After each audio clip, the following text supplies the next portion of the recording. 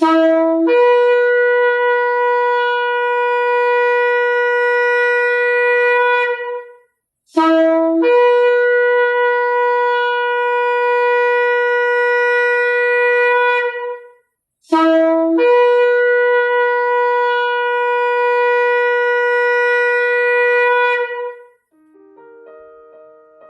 RPK yang dikasihi Tuhan dimanapun Anda berada. Shalom Beshem Yeshua HaMasiah, salam sejahtera dalam nama Yeshua HaMasiah, dalam nama Tuhan Yesus Kristus Juru Selamat kita. Selamat mengikuti siaran Tekiyah, Telaah Kata Ibrani Alkitabiah bersama Gembala Benyamin Obadiah, Ketua GKMI Gereja Kehilat Mesianik Indonesia. Tekiyah adalah cara peniupan shofar seperti yang didengar tadi. Siaran Tekiyah dimaksudkan untuk menggali kebenaran Alkitab dari bahasa dan masyarakat Ibrani yang menjadi persemaian tumbuhnya iman Kristiani kita yang berasal dari tanah perjanjian Israel di Timur Tengah. Saudara dapat mengajukan pertanyaan ke 081 997 1577. Shalom Pak Ben. Shalom Bu Ira, shalom sahabat RPK dimanapun Anda berada. Hari ini kita akan membahas kata Ibrani lashon, artinya lidah, bahasa. Dalam bahasa Ibrani dieja lamed, shin, vav, nun sofit. Dibaca lashon, artinya lidah atau bahasa. Lashon, lidah, bahasa. Yakobus pasal 3 ayat 5-10. Demikian juga lidah, walaupun suatu anggota kecil dari tubuh, namun dapat memegahkan perkara-perkara yang besar. Lihatlah, betapapun kecilnya api, ia dapat membakar hutan yang besar. Lidah pun adalah api, ia merupakan suatu dunia kejahatan dan mengambil tempat di antara anggota-anggota tubuh kita sebagai sesuatu yang dapat menodai seluruh tubuh dan menyalakan roda kehidupan kita, sedang ia sendiri dinyalakan oleh api neraka. Semua jenis binatang liar, burung-burung, serta binatang-binatang menjalar, dan binatang-binatang laut dapat dijinakan dan telah dijinakan oleh sifat manusia, tetapi tidak seorang pun yang berkuasa menjinakan lidah. Ia adalah sesuatu yang buas, yang tak terkuasai, dan penuh racun yang mematikan. Dengan lidah kita memuji Tuhan Bapa kita, dan dengan lidah kita mengutuk manusia yang diciptakan menurut rupa Elohim. Dari mulut yang satu keluar berkat dan kutuk. Hal ini saudara-saudaraku tidak boleh demikian terjadi. Ini satu khotbah pengajaran yang luar biasa dari Yaakov, adik kandung Yeshua. Ia menjelaskan betapa lidah yang kecil dapat mengakibatkan hal-hal yang besar baik positif maupun negatif. Bagaikan api kecil yang mengakibatkan kebakaran hutan yang luas sekalipun. Sebagai bagian tubuh yang kecil, lidah ternyata dapat menodai seluruh tubuh, bahkan dapat menyalakan seluruh kehidupan dengan api neraka. Banyak orang sanggup menjinakkan binatang buas sekalipun, namun tak berhasil menjinakkan lidah. Sehingga segala yang buas justru keluar dari ucapan lidah yang tak terkuasai dan penuh racun yang mematikan. Dengan lidah kita memuji Tuhan, tapi dengan lidah yang sama kita mengutuk manusia yang diciptakan menurut selem, bayangan, dan demut, rupa jejak Tuhan. Uraian Yakov ini sangat relevan dengan keadaan zaman sekarang. Menjelang pemilu 2024, kita mulai mendengar ucapan-ucapan lidah yang bergoyang, memojokkan, dan merendahkan orang lain. Demikian juga dalam perang Hamas-Israel yang dimulai dengan serangan dan pembantaian massacre oleh Hamas terhadap warga sipil Israel yang sedang menikmati pagelaran musik secara damai tanggal 7 Oktober 2023. Hamburan ribuan roket ditembakkan dalam waktu singkat ke wilayah Israel. Dan tidak ada kata-kata duka dan simpati yang disampaikan. Ketika kekejaman itu dilawan oleh IDF, Angkatan Pertahanan Israel, secara tegas, kita mendengar kata-kata kutuk dilontarkan oleh para pemimpin negeri ini kepada Israel. Kutuk adalah kata-kata yang dimaksudkan agar mengakibatkan kesusahan atau bencana atau malapetaka pada seseorang atau satu kelompok orang. Kita tidak diajar mengutuk oleh Mesias Yeshua. Dan ajaran ini diteruskan oleh Rasul Paulus dalam surat Roma 12 ayat 14. Berkatilah siapa yang menganiaya kamu. Berkatilah dan jangan mengutuk. Jadi kita tidak mengutuk sekalipun kepada Hamas yang telah melakukan pembantaian warga sipil, wanita dan anak-anak, memperkosa, memenggal kepala, membakar hidup-hidup di depan mata anggota keluarga yang bersangkutan. Kita tentu mohon keadilan dan penghakiman Tuhan turun atas mereka. Menurut Rasul Yaakov, apakah seorang yang hidupnya berserah kepada Tuhan dapat mengucapkan kutuk? Seorang yang berserah kepada Tuhan adalah orang yang mengikuti kehendak Tuhan dan memuliakan Tuhan. Rasul Yakub jelas mengatakan, dengan lidah kita memuji Tuhan Bapa kita, dengan lidah kita mengutuk manusia yang diciptakan menurut rupa Elohim, dari mulut yang satu keluar berkat dan kutuk.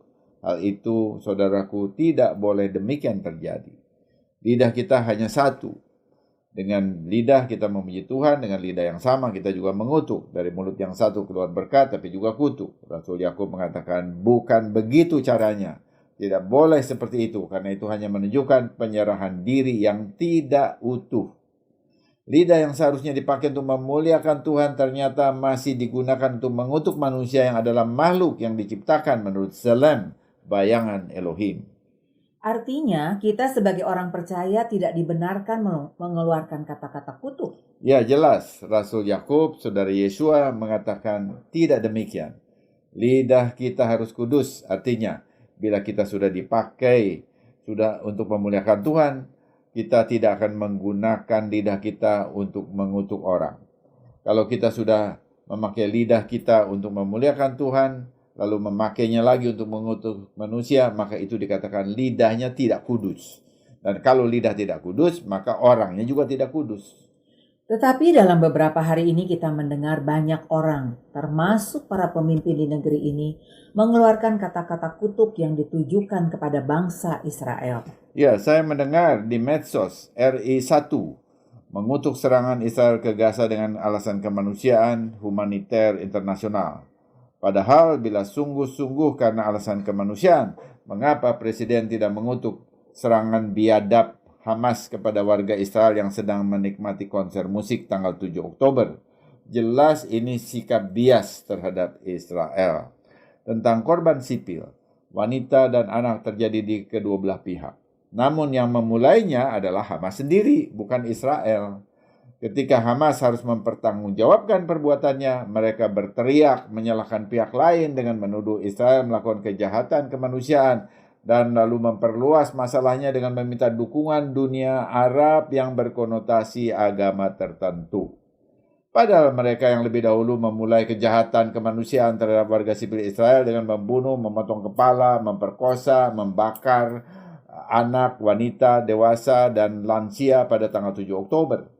Kejahatan ini tidak pernah dikecam oleh orang yang katanya berjuang untuk keadilan dan kemanusiaan di negeri ini. Ironis memang. Saya juga melihat di medsos saat digelarnya aksi damai bela Palestina. Beberapa pemimpin resmi di negeri ini mengucapkan kata-kata kutuk kepada Israel dengan alasan Israel membom rumah sakit dan penduduk sipil, perempuan dan anak kecil. Semua hanya mempermasalahkan reaksi Israel terhadap serangan barbarik Hamas, tanpa melihat betapa biadabnya serangan Hamas kepada masyarakat sipil Israel. Jelas ada sikap bias yang kompleks, termasuk ketidakakuratan informasi yang diterima. Sekali lagi tentang rumah sakit di Gaza. Ini pernah diinformasikan dalam siaran Tekiyah episode 216 dengan judul Hamas, tanggal 25 Oktober 2023.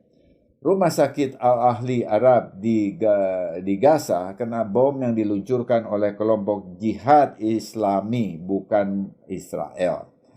Juru bicara IDF, Angkatan Pertahanan Israel, Daniel Hagari, mengatakan dengan jelas ada 3 indikator bahwa bom itu bukan bom Israel. Pertama, bom roket menghunjam rumah sakit Al-Ahli di luar jadwal waktu serangan Israel ke Gaza. Artinya bom tersebut bukan dari IDF.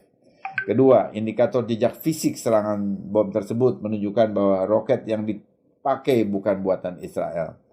Jadi ini pun menunjukkan bahwa bom tersebut bukan dari pihak Israel. Ketiga, sistem radar Israel menangkap asal penembakan roket yang menghancurkan Rumah Sakit Al-Ahli Gaza berasal dari Gaza sendiri, bukan dari luar Gaza. Pada saat itu, Israel belum melakukan serangan darat. Asal roket hanya berjarak 75 meter dari belakang Rumah Sakit Al-Ahli Gaza. Apa artinya? Roket itu ditembakkan oleh milisi Hamas sendiri. Ini namanya misfire, alias salah tembak dari pihak Hamas. Kejadian seperti ini bukan yang pertama kali karena IDF mendeteksi ada sekitar 500 dari 6.000 roket yang ditembakkan ke Israel jatuh di wilayah Gaza sendiri dan menimbulkan kerugian serta memakan jiwa rakyat Gaza sendiri. Ketiga indikator itu menunjukkan roket ke Rumah Sakit Al-Ahli Gaza bukan roket Israel. Baru sesudah itu Jihad Islami mengaku bahwa mereka lah yang menembakkan roket tersebut. Sekarang saya update informasi ini. Klarifikasi IDF ini disanggah oleh media pro-Hamas dengan mengatakan bahwa IDF berdusta. Kedua klaim ini dibahas dalam situs YouTube New York Times dengan kesimpulan klarifikasi IDF dapat dipertanggungjawabkan. Tetapi sayang, media lain seperti BBC tidak melakukan hal yang sama. Demikian juga media cetak di Indonesia bungkam terhadap fakta ini karena bias terhadap Israel. Sumber informasi kepada para pemimpin negeri ini terlihat bias sehingga tidak peka, tidak tahu, atau tidak mau tahu fakta sebenarnya. Akibatnya keluarlah kata-kata buruk berupa ungkapan kutuk kepada Israel tanpa alasan yang benar. Kita sebagai orang percaya menyatakan tidak mengambil bagian dan bahkan kita membebaskan diri dari ucapan kutuk tersebut dalam nama Mesias Yeshua. Pada aksi bela Palestina di lapangan Monas yang lalu, ada yang mengaitkan ucapan kutuk dengan negara Israel yang dideklarasikan tahun 1948. Mengapa demikian? Ini persepsi Arab Palestina yang menganggap bahwa deklarasi kemerdekaan Israel merupakan mahbah, malapetaka bagi orang Arab Palestina. Kemerdekaan Israel dianggap telah merebut tanah Palestina dengan mengusir orang Palestina keluar Palestina yang mengakibatkan masalah pengungsi Palestina sampai saat ini. Gagasan ini terus didengungkan kepada anak-anak Arab Palestina, bahkan ke seluruh dunia sampai ke Indonesia, dan ditelan bulat-bulat tanpa pemahaman sejarah yang baik. Apabila demikian, siapakah yang mengusir orang Arab Palestina keluar dari Palestina tahun 1948? Ini $6 million question. Jawabannya perlu didengar oleh seluruh bangsa Indonesia termasuk para pejabat pemerintah RI. Israel dituduh mengusir orang Arab Palestina ketika mereka mendeklarasikan kemerdekaannya di Eretz, tanah Israel. Tuduhan merebut tanah orang telah dipublikasikan secara luas dan diyakini bahwa Israel mengusir hampir 1 juta orang Arab keluar dari Palestina selama perang tahun 1948. Hal inilah yang mendasari tuntutan warga Palestina untuk mendapatkan hak kembali ke tempat asal mereka. Ada beberapa keadaan. Ada saat warga sipil Arab yang berlindung dan membantu serangan tentara Arab itu terpaksa harus didorong pergi dari wilayah yang mereka tinggal. Namun sebagian besar orang Arab di Palestina melarikan diri meskipun Israel menjanjikan keamanan, bahkan permintaan agar mereka tetap tinggal di tempat asal mereka. Banyak yang meninggalkan negara tersebut sebelum Israel mendeklarasikan kemerdekaannya dan perang belum sungguh-sungguh dimulai. Adalah militer Arab yang memperingatkan warga sipil Arab untuk keluar dan menyatakan bahwa mereka yang tetap tinggal akan dianggap pengkhianat terhadap perjuangan Arab. Dengan demikian, mereka merupakan satu-satunya pengungsi di Timur Tengah untuk mendapatkan simpati di mata dunia. Sebaliknya, tidak ada orang yang memberikan perhatian terhadap para pengungsi Yahudi yang sekitar 600.000 orang yang diusir atau berhasil melarikan diri dari negara-negara Muslim seperti Lebanon, Syria, Yordania, Mesir pada tahun 1948. Pada tanggal 22 April 1948, Kepala Polisi Inggris di Haifa, A.J. Brightmead, mengaporkan setiap upaya sudah dilakukan oleh orang-orang Yahudi untuk membujuk penduduk Arab agar tetap tinggal. Seorang pengunjung asing melaporkan, di Tiberias, aku melihat sebuah plakat ditempelkan di sebuah masjid Arab yang disegel dan bertuliskan, kami tidak merampas hak mereka. Akan tiba saatnya orang-orang Arab akan kembali ke rumah dan properti mereka di kota ini. Jangan ada warga negara yang menyentuh properti mereka. Kesepakatan ini ditandatangani oleh Dewan Kota Yahudi Tiberias. Sumber, The New York Times, 23 April 1948. Sebuah surat kabar Yordania melaporkan negara-negara Arab mendorong orang-orang Arab Palestina untuk meninggalkan rumah mereka agar terhindar dari serangan tentara Arab. Sumber, Filastin, 19 Februari 1949. Surat kabar Yordania lainnya mengutip seorang pengungsi yang mengeluh, pemerintah Arab mengatakan kepada kami, keluarlah supaya kami bisa masuk. Jadi kami keluar, tetapi tentara mereka tidak bisa masuk. Sumber, Ad-Diofa, 6 September 1954. Perdana Menteri Suriah saat itu, Khaled Al-Azem, kemudian mengakui, sejak tahun 1948 kami telah menuntut kembalinya para pengungsi. Namun kami sendiri yang mendorong mereka untuk pergi. Sumber, Khaled Al-Azam, Memoir Arabic 1972. Raja Yordania Hussein menyatakan dalam tahun 1960, sejak tahun 1948 para pemimpin Arab telah menangani masalah Palestina dengan cara yang tidak bertanggung jawab. Mereka telah memanfaatkan rakyat Palestina untuk tujuan politis yang egois. Ini konyol dan bahkan saya bisa katakan kriminal. Komite Nasional Arab di Yerusalem mengikuti instruksi dari Komite Tinggi Arab memerintahkan perempuan, anak-anak, dan orang tua di berbagai wilayah Yerusalem untuk meninggalkan rumah mereka dan memperingatkan, penolakan terhadap perintah ini adalah hambatan bagi perang suci dan akan menghambat operasi para pejuang distrik-distrik di sini. Sumber, The Beirut Daily Telegraph, 6 September 1948. Jadi kesimpulannya, Israel sejak awal sudah bersedia hidup berdampingan dengan damai dengan warga Arab Palestina. Hanya saja, Arab Palestina yang tak mau berdampingan dengan warga Yahudi di bawah otoritas Yahudi. Arab Palestina ingin menguasai semuanya di bawah kendali mereka sendiri. Ini masalah sesungguhnya. Wah, ini merupakan data sejarah yang luar biasa dan harus diketahui oleh semua orang. Ya, ini perlunya kita mempelajari sejarah secara utuh, bukan parsial. Mengetahui sejarah dengan baik akan membantu kita memperjuangkan keadilan dan kemanusiaan secara benar, sehingga menghindarkan kita untuk mengeluarkan kata-kata kutuk. Bukan untuk urusan konflik Palestina saja, tetapi juga untuk banyak hal yang lain termasuk sejarah iman Kristen kita. Apakah ucapan kutuk ini juga dapat terjadi dalam pergaulan sehari-hari dengan orang-orang di sekitar kita? Ya, seringkali dalam pergaulan terjadi saling silang yang membuat seseorang merasa ingin mengeluarkan kata-kata kutuk.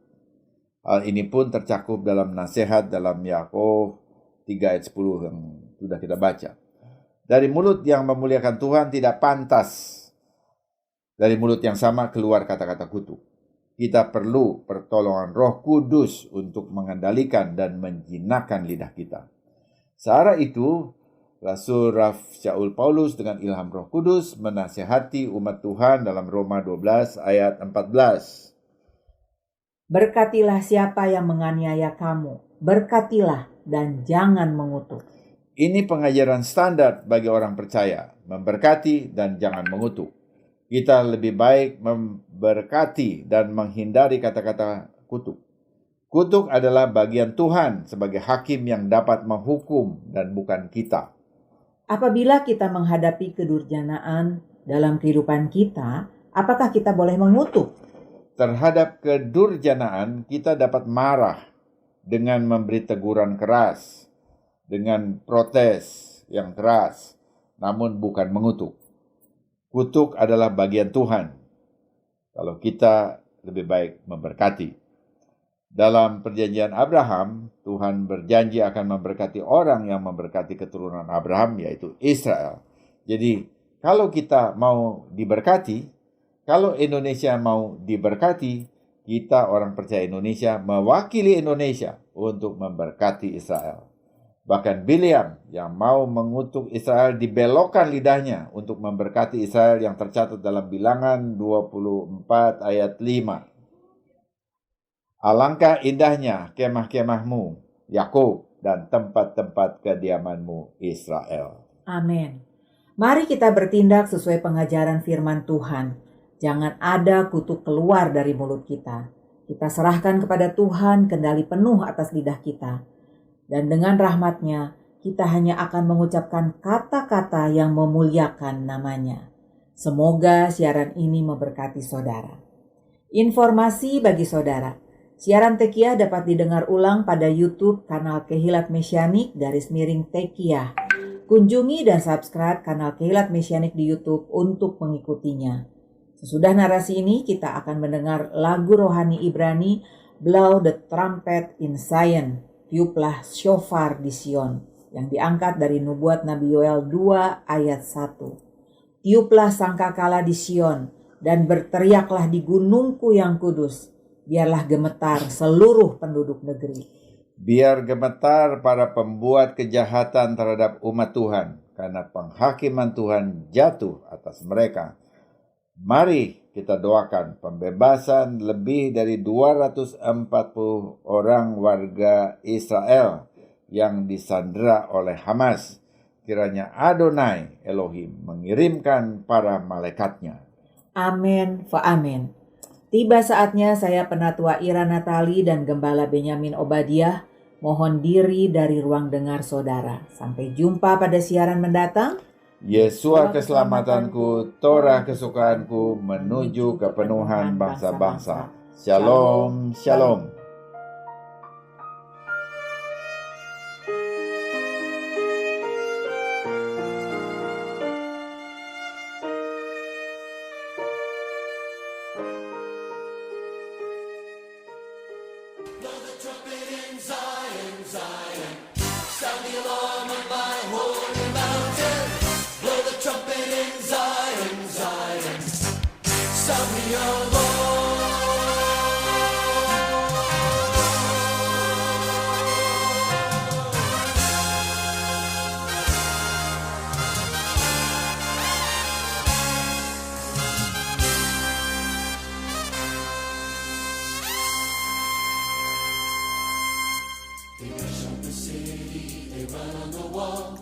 Great is the army that carries out his word. They rush on the city, they run on the wall. Great is the army that carries out his word. The Lord utters his voice before his army. The Lord utters his voice before his army. Blow the trumpet in Zion, Zion. Sound the alarm on my holy mountain. Blow the trumpet in Zion, Zion. Sound the alarm. Blow the trumpet in Zion, Zion. Sound the alarm on my holy mountain. Blow the trumpet in Zion, Zion. Sound the alarm. The city, they run on the wall. Great is the army that carries out his word.